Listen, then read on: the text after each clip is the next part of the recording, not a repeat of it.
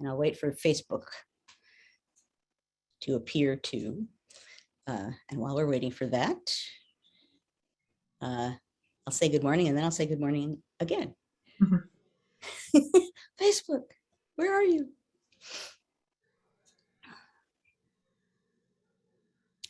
Okay, well, I guess I will start speaking without Facebook, and they'll come up on it a little late. Okay, so welcome everybody to History Matters, and coffee really matters today for me. I'm sure it does for you too. There, now I see Facebook has appeared. Welcome.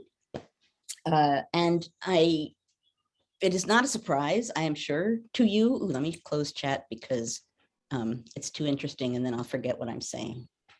Okay. It will not be a surprise to you that in one way or another, we're going to be discussing January 6th today. But before I plunge in, I want to turn to Grace, my new partner in crime, to explain the rules of the game. It's very good to see you all this morning. I'm Grace Leatherman. I'm the Executive Director of the National Council for History Education. We are thrilled to be here with you and with Joanne in this new year with History Matters and So Does Coffee. Thank you, Catherine. Today, Joanne will be talking about January 6th and the history behind it. So that's very important. And we do want you to be participating. Please actively participate in the chat. And if you do have questions that you'd like me to read to Joanne, please put that in the Q&A. That'll make it a little bit easier for me to pull it out because sometimes the chat gets very active. Do make sure you keep your questions and chats family friendly. We've got lots of different folks watching this show from all over the place. So we're thrilled you're all here with us. And with that, I'm going to hand it over to Joanne. Okay, thank you, Grace. Okay, so, oops, let me change the view here. I will never be smooth at this. Okay, this is better. So I'm going to talk about January 6th. I am going to talk about some ways in which history can really shed light on some of what we're going through right now. Obviously, a year on, it's interesting. First of all, since time is warped entirely in pandemic world, it sort of does and doesn't feel like a year at the same time. I don't think I'll ever quite forget what it felt like that day to watch what was going on. And I've talked before on History Matters about some of what was attacked on that day, the national Capitol, the process of a free and fair election, in some ways our Constitution, which is where the free and fair electoral process comes from, and our democratic political process overall. And in addition, in a sense, what was attacked beginning after January 6th and after that for quite some time is an attack on our ability to trust what we see, because there's such misinformation and denial, particularly denial, floating around out there in the world, that even though remarkably we watched it, I mean, that all by itself is kind of stunning. Even though we watched it, there are sort of ongoing attempts to deny or interestingly frame what happened. All of that said, with a year past, where are we? Now, there are a lot of ways to answer that question. I'm going to answer them in a way that reflects, and I always hate when I do this because, I don't know, it just feels, as a historian, I'm not supposed to talk about social media in any serious way. However, it's a serious way to engage with people. Some people not very serious. There are all kinds of people I wish I didn't engage with, but for the most part, it's a really interesting way to get a read on at least some of the public. I'm not saying in any way that it's representative, but if 1,000 people respond to you, sometimes that can offer you interesting insights. So that's going to lead to some of my discussion about what January 6th can tell us and what history can tell us and what it highlights. And the reason why this is on my radar screen, above and beyond the fact that yesterday the entire world was talking about January 6th, including me, probably far too much, far too often. I probably should have called it quits at some point, but everyone had a lot to say. But so I went on Twitter and I said something like, I don't think I have the exact tweet here, something like, it seems to me that most people don't understand what they lose when they lose democracy. which seemed to me like a pretty straightforward thing, right? It didn't seem to me like a stunning or remarkable statement. I'm looking to see if that's an exact quote. Oh, I think that a lot of people don't understand what it means to lose democracy is the exact quote. And it got thousands, it got over 40,000 people said, I like this. And almost 2,000 people had something to say about it. So I don't know if anything that I've ever tweeted got that kind of a response before. Once you get into the 44,000 zone, it's like, I'm just not going to look at it for a while because I don't know how to keep up. But it was fascinating because that's a pretty blunt statement. I think that a lot of people don't understand what it means to lose democracy. Now, what interested me about that was, on the one hand, there were a lot of people who understood what I was saying and either said, I understand it and I'm worried about it, or I'm scared about it, or I think about it all the time, or whatever. There was, I would say that the majority of the response was people saying, I understand what this means. And they usually would add on, and I think a lot of people don't understand what that means. A lot of people said, I think a lot of people don't understand what that means. Following along with that, there were a lot of people responding, and granted, I am not skilled at determining who's a real person and who is a bot. I have no understanding really of how to do that. But a lot of people responded by, in one way or another, saying, if this is what democracy is, what we have right now, we don't really have it. We don't have democracy. This isn't working. Why do we want to keep it? I got a lot of that. I got a lot of, we've never had democracy. I got that a lot. We've never had democracy, so why are you claiming that we're losing it? And some of these people I actually was able to engage with because, like a ridiculous human being, sometimes I really think like I could teach this person. So in one case, someone said, why do we need democracy anyway? This is horrible, our current state of circumstances, we never had it to begin with. And I said, okay, well, so what do you think happens without democracy? And I realized a lot of these people pretty fundamentally don't know what it is. And I think, first of all, I hadn't quite realized the degree to which this is true, but I think some people assume that when we say small d democracy, that in some way we're talking about large d, democratic. And obviously that's not the case. Democratic is a party. Small d democratic is a mode of government. So that's a misunderstanding on one hand. But they were talking about things that they were frustrated with that were on a far higher level than I was thinking about. So, I mean, they were thinking about, well, why do we need democracy anyway? I mean, it's just nothing's fair right now, and nothing's being enforced fairly. And people actually on the left and right were saying, let's just wreck it and start over again. It doesn't work. Democracy doesn't work. When I said to one of these people that I engaged with, well, you lose a lot of things when you lose democracy, like the assumption that you can have free and fair elections and the ability to protest if you don't, a constitutional system that says that's supposed to happen, a legal and constitutional system that offers you means to register your complaint and do something about it, right of free speech, that's a fine one.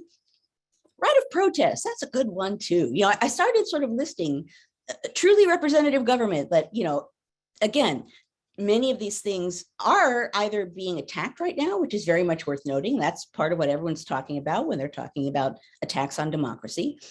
But I don't think when people think about what it is and what we lose, that they're thinking on that fundamental a level, that what you think won't matter anymore, that what you want won't matter, that you won't really necessarily have a right to speak up or protest.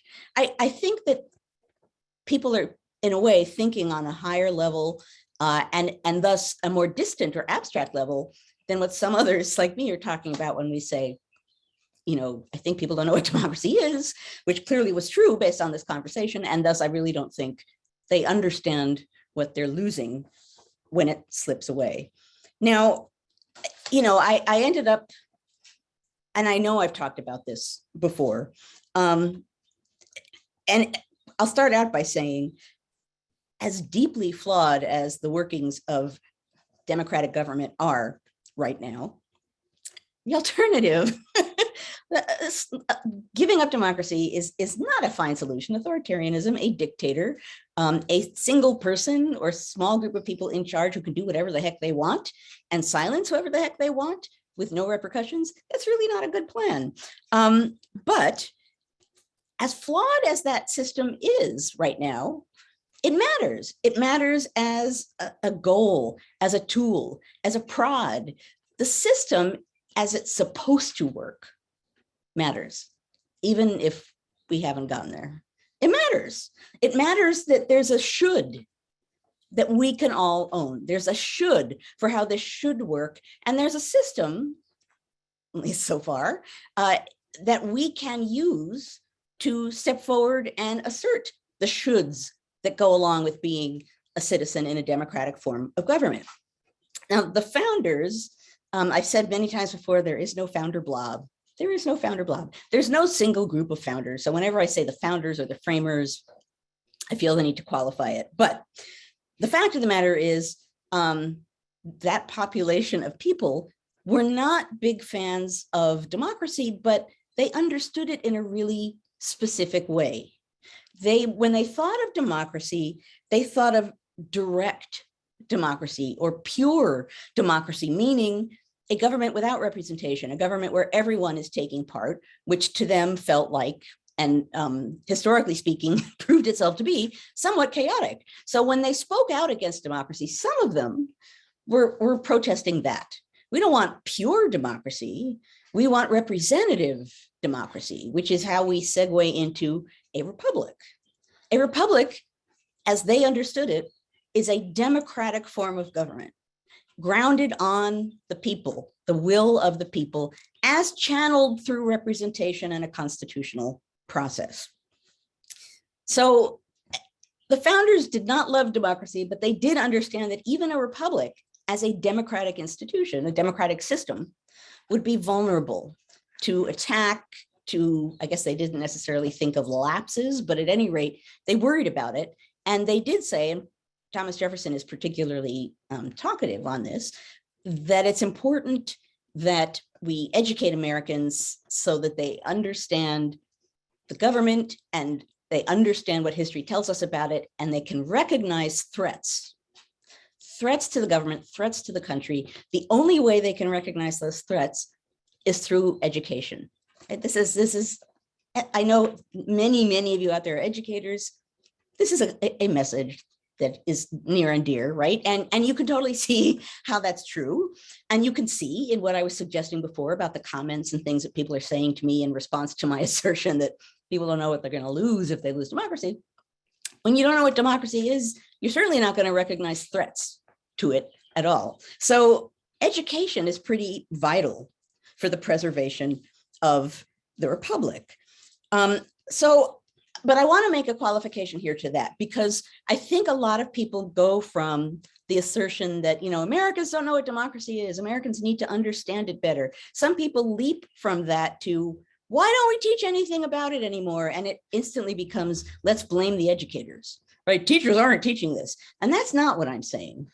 I'm not saying that at all, because I know a lot of us, all levels, are doing our best and have been for quite some time to explain how our government works, what the intentions, good and bad, were of the folks who put it in motion, what is or isn't democratic about it. I know that there are many of us who've been dedicated to that.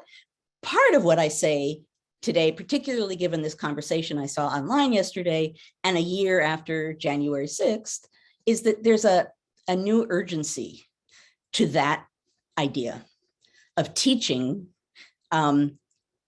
really focusing on the teaching of what democracy is, not in a partisan way, not promoting one side over another, not saying this guy is or this guy isn't, not necessarily talking about specific politicians at all, talking about how a democratic government works, talking about what democracy is, and not talking about, cogs and wheels and then this, the checks and balances and things that help stream power in different directions, but giving people a sense of the spirit of it and what it represents and why it's important, and the fact that what any democratic government does, including a republic, so we can come back to the not a democracy, but a republic argument later. I've got fodder. But a republic is a democratic form of government. So even if you're on that train that says it's not a democracy, it's a republic, fine. It's still a democratic form of government. And all of those kinds of governments rely on the people. The people are at the root of power, period. That's how they work. And there are different ways of channeling the power, different ways of, and in that sense, different ways of channeling the will of the people through representation or any number of other things, checks and balances and all the other things that are written into the Constitution. But it matters, right? That we need to get that spirit across to people, what it means, and thus what they lose.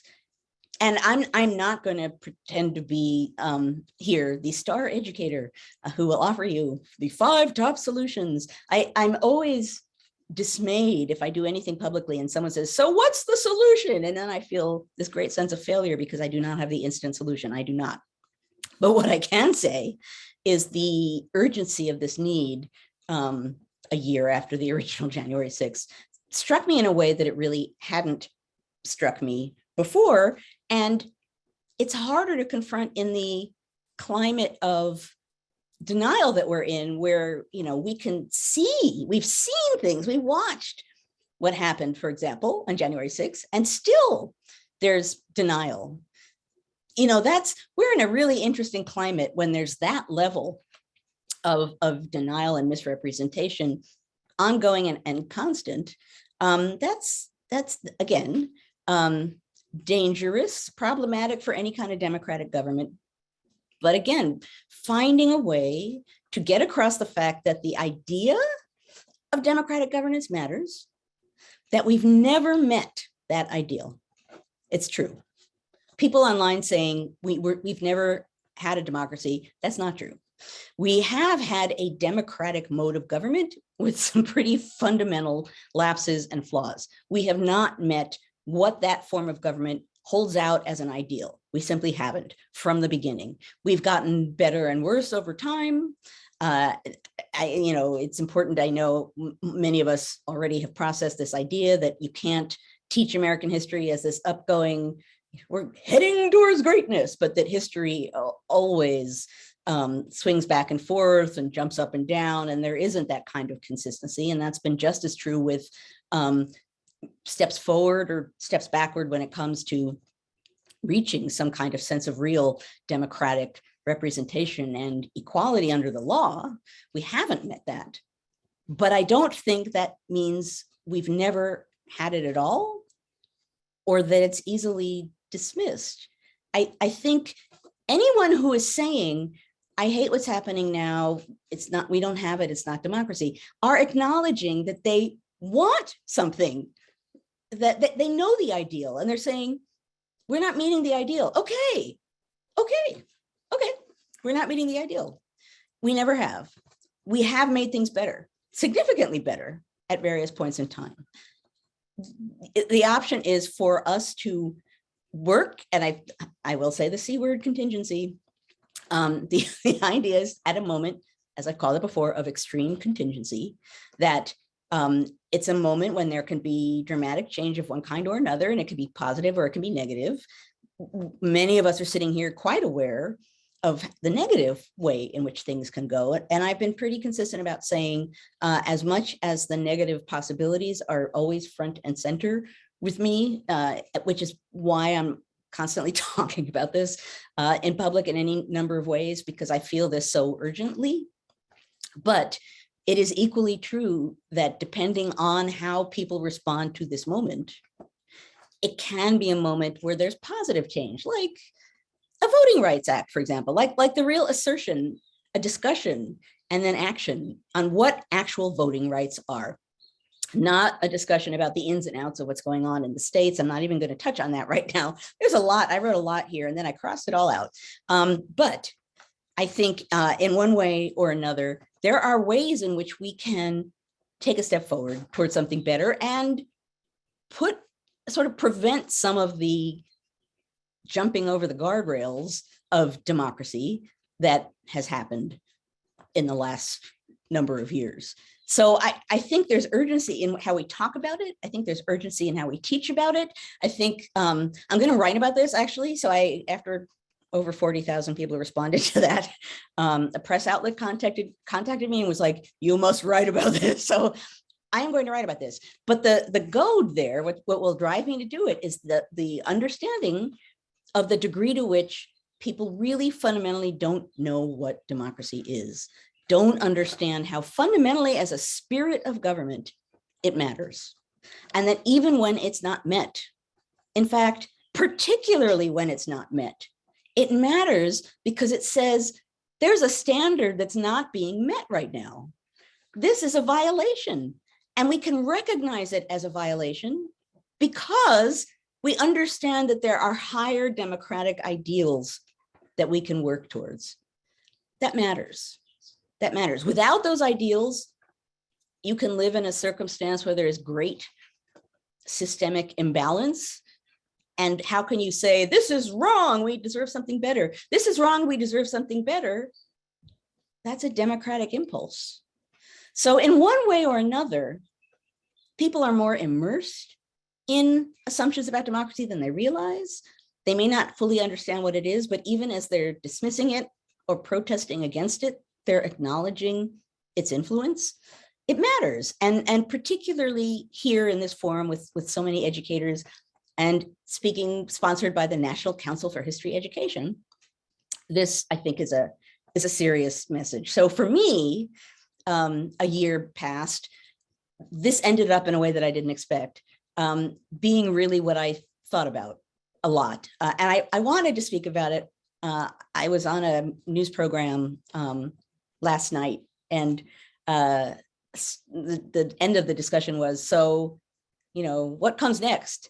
And the other guest had here are the 4 things. And what I wanted to say was, let's talk about getting people to understand what democracy is, because that'll be pretty good too. And there wasn't time. I didn't get to say it. So I was like, oh, because I haven't heard a lot of people stepping up and saying that, excuse me. And that's clearly pretty vital. There are any number of things we can do systemically. There are any number of things we can do politically. There are any number of things we can do on many levels, many things that we need to define as being out of bounds that weren't sort of in bounds necessarily before. But we also have to understand where we're standing. We have to understand where we are, and we can only understand that if we can acknowledge and understand where we might be able to be.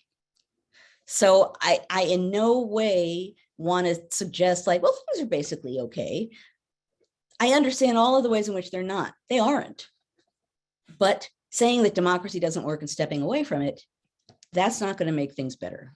That is not a way to get better representation of the people, who they are, and their rights as citizens. That's a road towards having that matter so much less that people, as I said in my little tweet there, don't really realize what that means. I literally went off script there because I got very worked up. I want to see if what I forgot. I do want to, I'll mention it here and then we can talk about it. I did play around because I knew that in talking about democracy and what it is, that I was going to come up against we're not a democracy, we're a republic, this talking point that people, and that appeared all over the place in the response to my tweet yesterday. And it's a false division because a republic is democratic. So, but just to offer a couple of definitions here to start us out in a really, really formal way, democracy is a mode of politics, a system of government by the whole population or all the eligible members of a state, typically through elected representatives. the founders understood democracy to mean pure or direct democracy, everyone taking place in it. So their ideas can't directly apply. They were worried about the whim of the multitude. Democracy as a form of government is open to that, the threat of the will of the multitude, because it's governed on the will and the whim of the multitude. So that matters. But that's fundamentally what a democratic mode of government is. And I wanted to offer you two before I sign off, and I realize I'm running out of time here, but I thought they were useful. I have two quotes from the Federalist, because of course I do. One from Madison, one from Hamilton, talking about democracy and a republic. So this is, first off, Madison, Federalist number 14. He says, in a democracy, the people meet and exercise the government in person. In a republic, they assemble and administer it by their representatives and agents. A democracy, consequently, will be confined to a small spot. A republic may be extended over a large region. Okay, so that's clearly, they have a very specific understanding of democracy that many people who are quoting the founders in one way or another aren't catching on to. Hamilton, who actually is not someone who is very comfortable with democracy in their sense of the term, or in some ways in our sense of the term, he really worried about the whim of the multitude and was not very happy about popular protests and a variety of other things. And we've talked about that before. In a different Federalist essay, Hamilton says, a representative democracy, and by that, again, he's pointing towards a republic, a representative democracy where the right of election is well secured and regulated, and the exercise of the legislative, executive, and judiciary authorities is vested in select person chosen really underlined and not nominally underlined by the people, will, in my opinion, be most likely to be happy, regular, and durable. I'm going to read that again because the words that he underlined were interesting. A representative democracy where the right of election is well secured and regulated, and the exercise of the legislative, executive, and judiciary authorities is vested in select persons chosen really and not nominally by the people, will, in my opinion, be most likely to be happy, regular, and durable. That's Hamilton, who I sometimes jokingly refer to as Mr. Non-democracy. That's Hamilton saying that. He's talking about a republic, a representative democracy. But he's also talking about the significance of free and fair elections, brings us back to January 6th, and the importance of really driving home the spirit of democracy, not a partisan message, but the spirit of democracy. Someone asked me what I thought should happen on January 6th as far as commemorating it in some way. And I said, why not make it a day to talk about democracy and what it is? You know, why not use it as a kind of democracy day to talk about it, and not in a partisan way, to just talk about what democracy is and how it works. If people want to take that off and be partisan about it, more power to them, I suppose. Like, we can't help that, but we can talk about it in a way that actually rises above party. And I think that's important to do. And I will stop there because I've been blathering more than I should have talked. And I do not even know if the mug has been called for.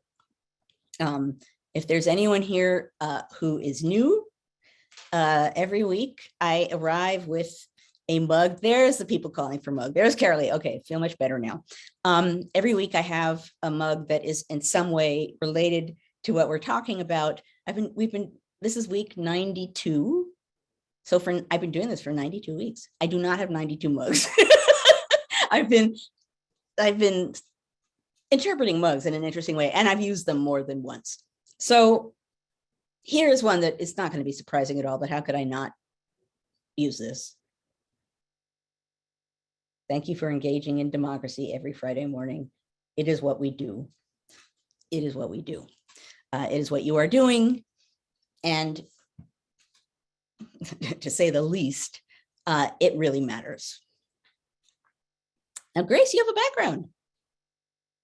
Oh, we cannot hear you.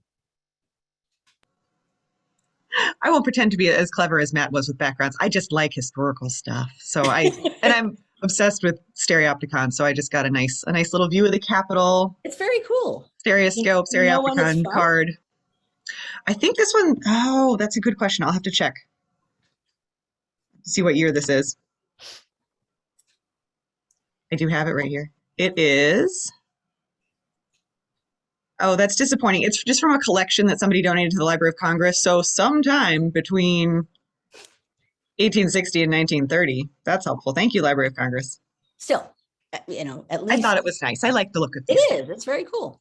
Yes, people have always appreciated the Capitol. Yes.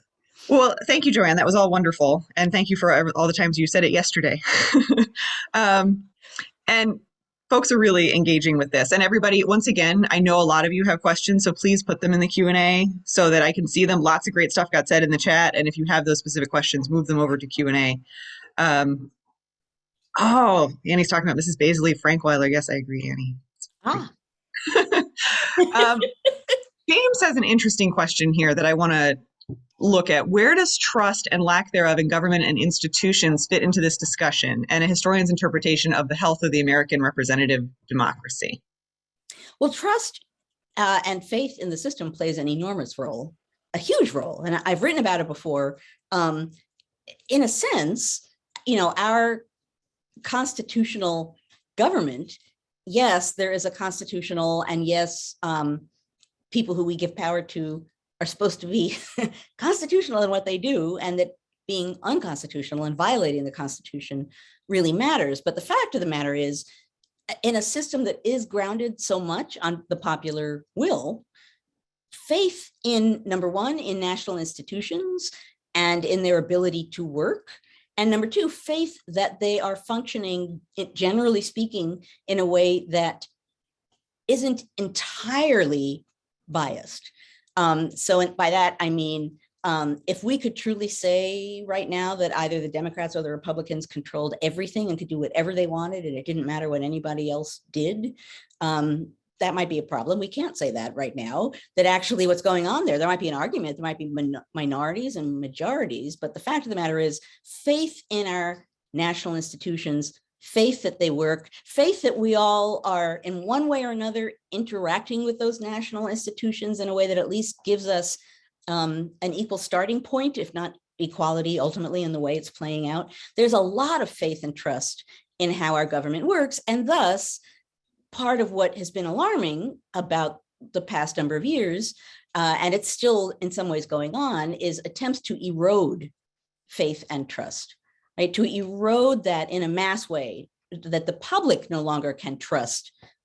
The Supreme Court now is just partisan. Why should we trust it? And, Congress, well, they're not doing anything, or what are they doing? Or we don't trust it. The CDC, the Center for Disease Control, right? It's like we're in the middle of a pandemic, but we don't trust what they say. I mean, we're in a really, let's say, interesting spot when it comes to faith and trust in national institutions, and that matters a lot.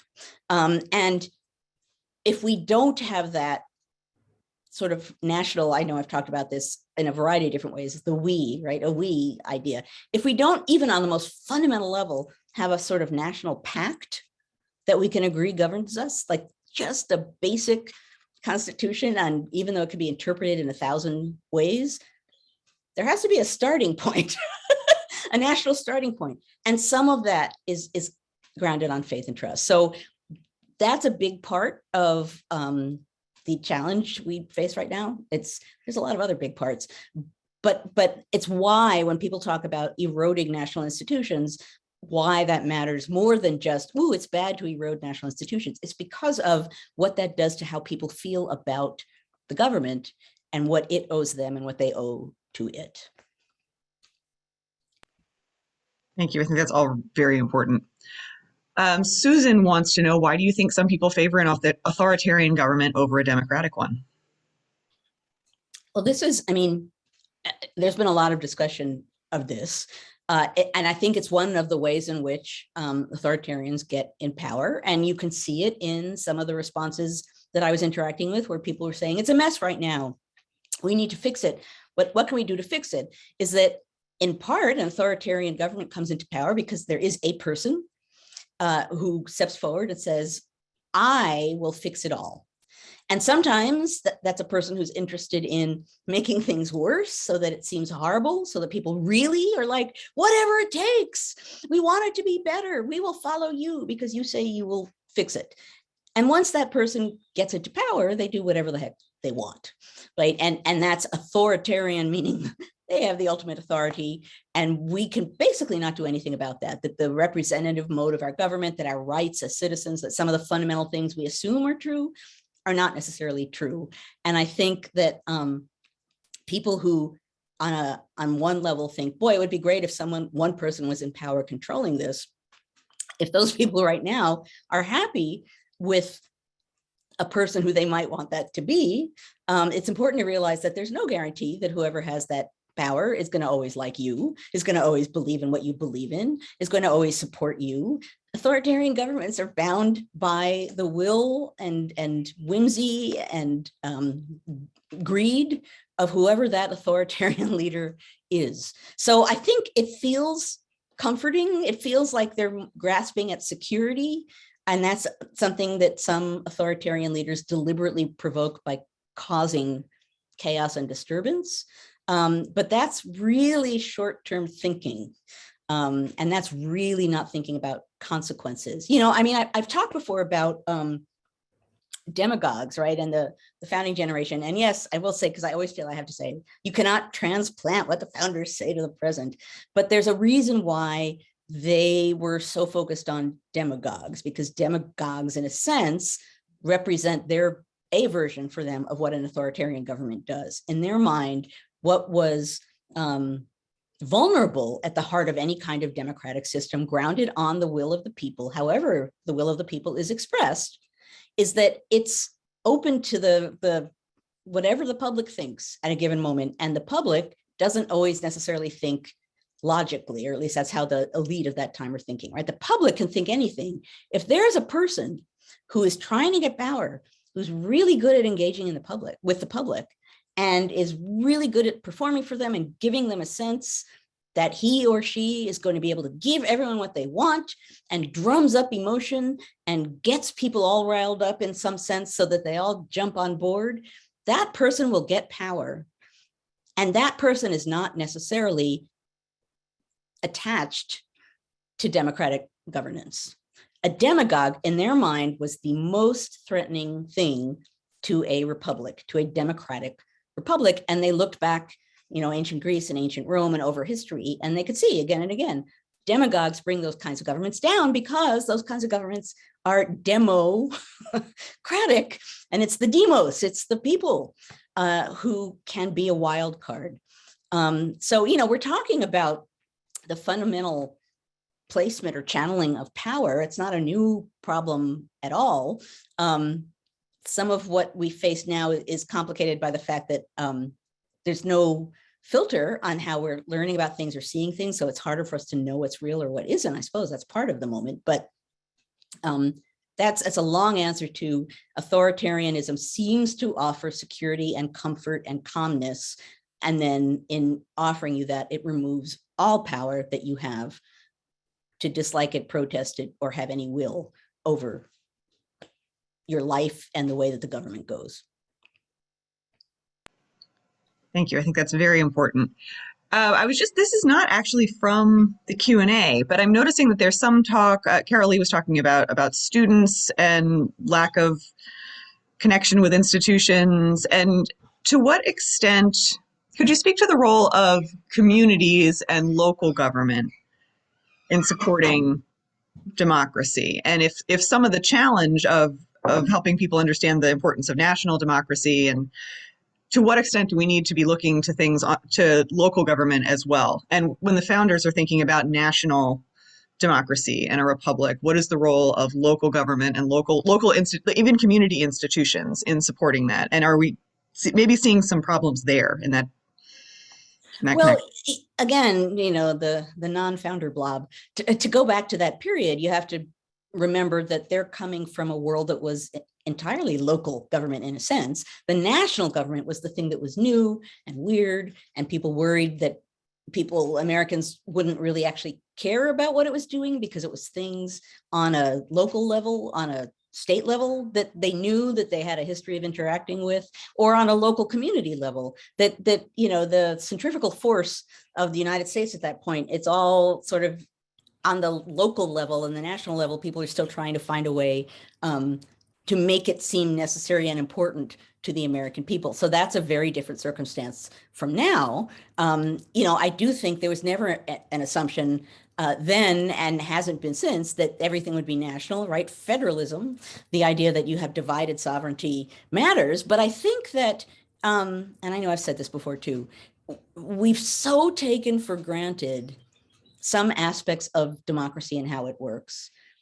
And one of the things we've taken for granted, I think, is what happens on a local level. That's been brought into public view because there's some very loud, what do I want to call it? Protesting of sorts. There have been people shouting down school board meetings, for example, doing things to, or using threats to drive people out of local office so that they can get power.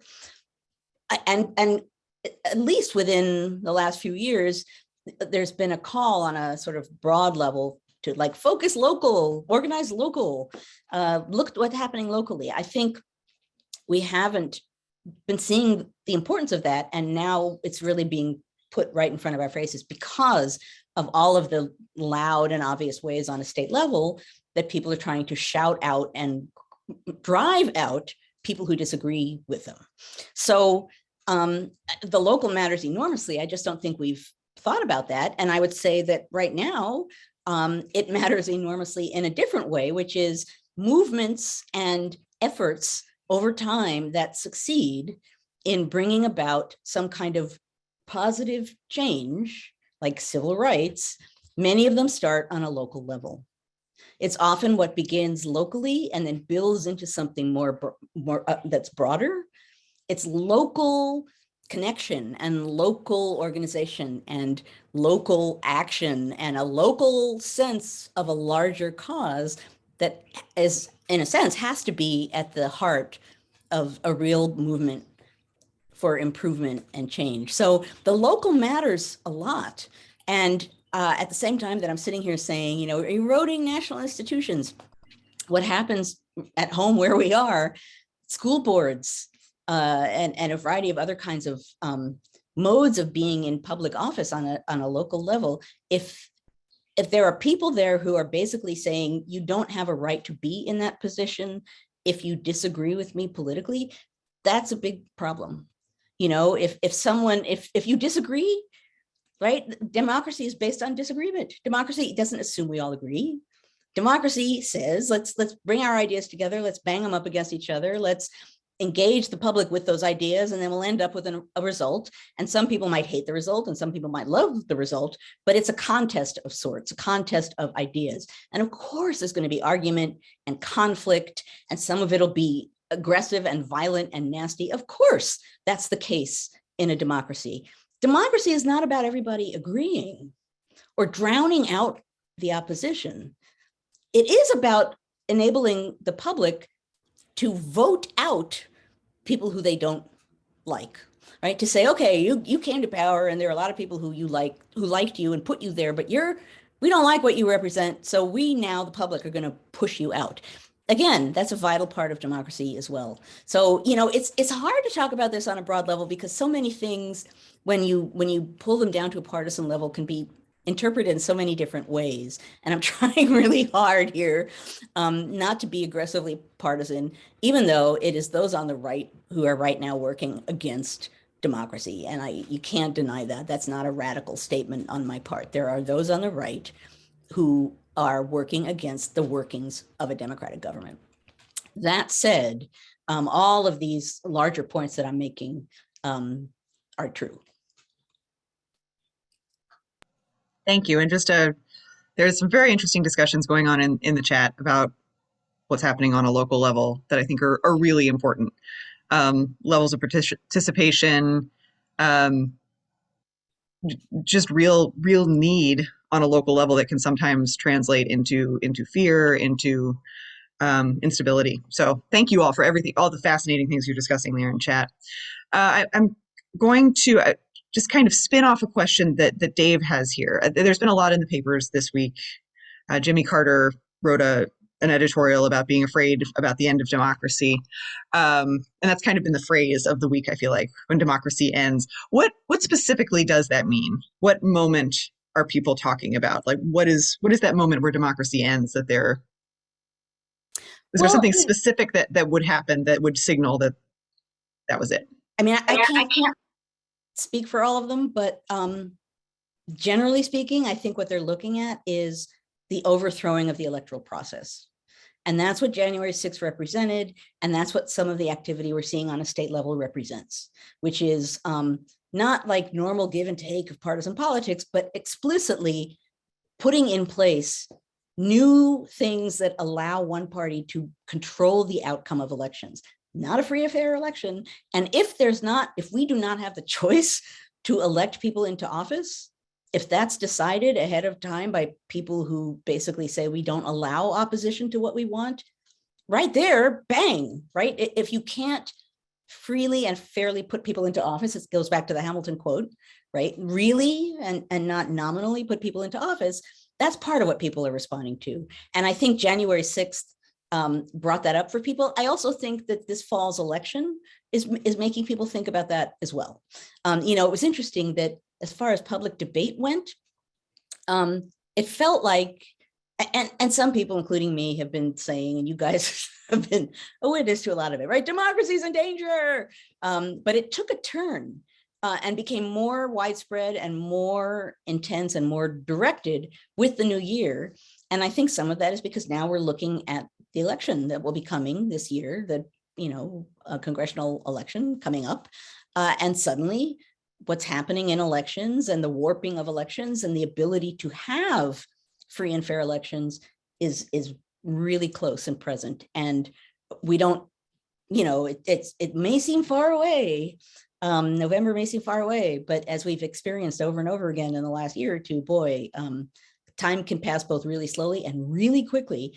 And particularly in the realm of politics, acting sooner rather than later is an important thing. So I think that's a simple answer to a complicated question. But I think right now it's the collapse of our electoral process and our inability to decide who goes into or out of office. And with that collapse, everything goes with it.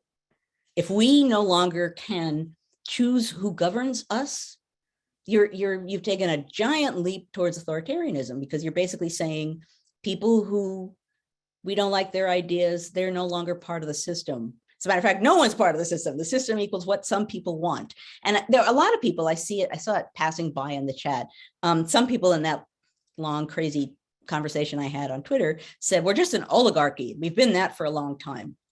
And on a certain level, yeah, sure, that there's a small group of very rich people who have a lot of power, and you can't deny that. But again, there is still the idea of democracy, the ideal of democracy, and the fact that we can point to that as what should be in place, even if it isn't. People aren't directly saying it doesn't matter, we're no longer democratic. And once someone does say that directly, that's beyond crossing a line. That's the end of a lot of things. So it's tied to voting rights, which if you don't have those rights, no other rights really are going to exist in one way or another. But I think that's probably what most people are pointing to right now. And again, I'm kind of mushing questions together here, but there's a lot of stuff going on. There's a lot going on. There's lots of discussion happening. It's pretty amazing. We do have some questions. Obviously, there are some critical questions about our democracy. Questions about the Electoral College. Questions about how hard it is to amend the Constitution. People have questions, and there's some clear flaws, as you know, and you're encountering people telling you about them on Twitter. There are all these flaws here. So Dale wants to know, he says, with all the emphasis on what we would lose if we lost democracy, what are your top aspects of our republic that we would still enjoy if we can keep it? Make a pitch. Tell us what's some of the incredible things that are working here that are really quite amazing. Well, okay, so I did see some people, and I'm not sure what I feel about this argument. I did see some people yesterday, and I didn't have a lot of time to actually watch or listen to the conversations going on yesterday because I was so busy running around blathering.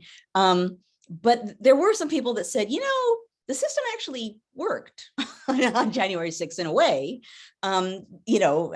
I'm not sure I totally buy that argument, but the fact of the matter is there are people being arrested. There are people being charged with crime. There were a lot of flaws in what should have been a better system of protecting the Capitol, but there was not an immediate and total surrender. There was resistance, organized resistance, in a way that should have been better, but did happen. So, I will say again, we underestimate the degree to which we are all kind of relying on the working of democracy, even looking at the horror of January 6th and saying, yeah, but actually it could have been so much worse. And it wasn't, in part because of the system at play. That's part of it.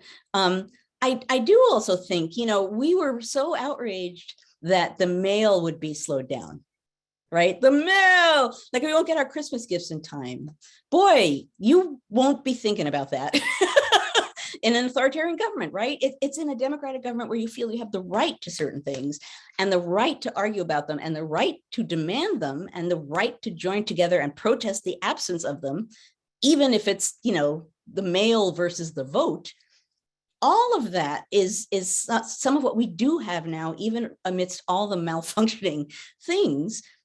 We understand that we have a right to be angry about things. We have a right to speak our mind. We have, and regardless, if we disagree with those in power, you have the right to speak your mind. You don't have the right to attack the US Capitol, but you have the right to speak your mind. We have that right, and we understand that right, or the right of protest, in which, there are some states that are suggesting that if people are in a street and protesting, they can be run down in some way. I don't know if those passed, but there was discussion of that kind of legislation.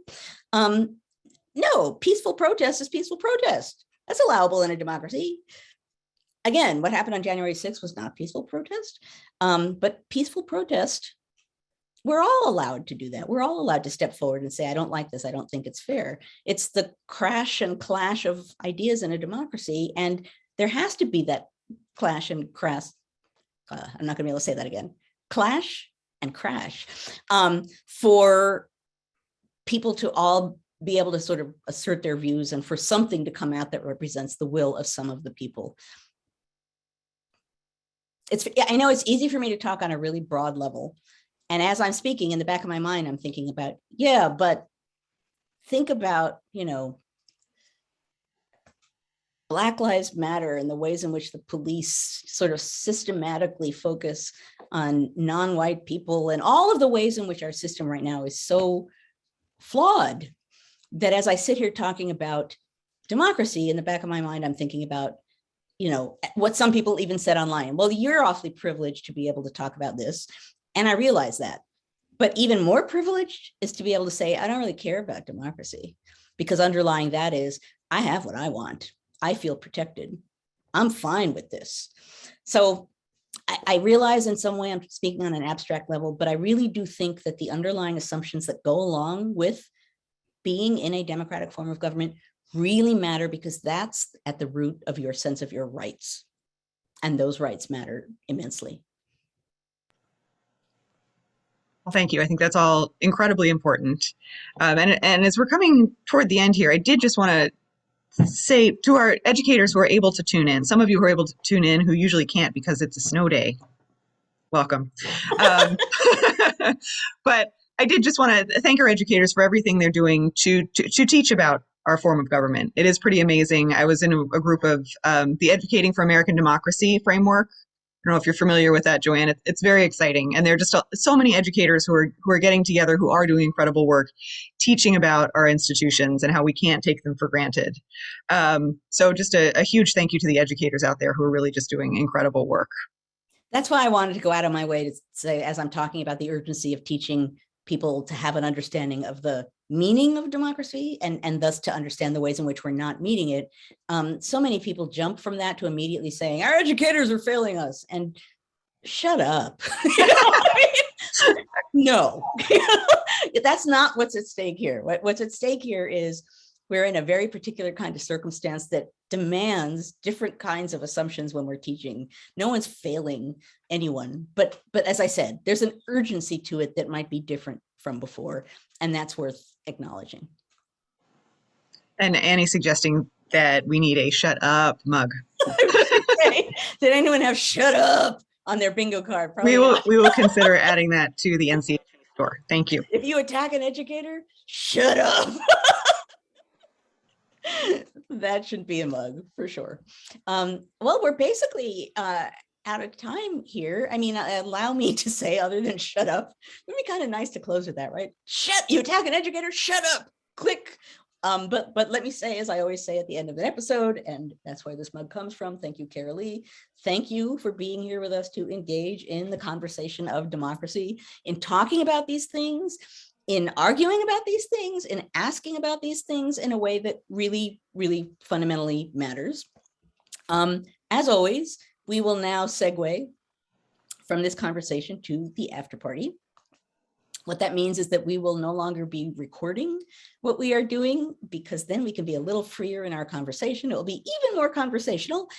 If you tuned in outside of Facebook, all you need to do is stay right here, and we will segue right into the after party. If you are watching on Facebook, you will need to leave Facebook and enter through the website ncheteach.org/conversations.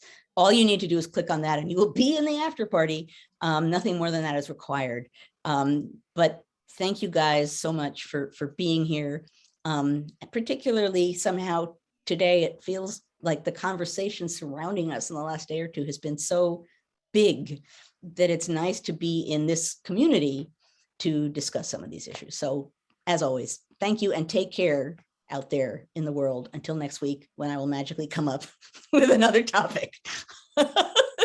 And thank you, Joanne. This is a very important topic this week, and for those of you who love democracy.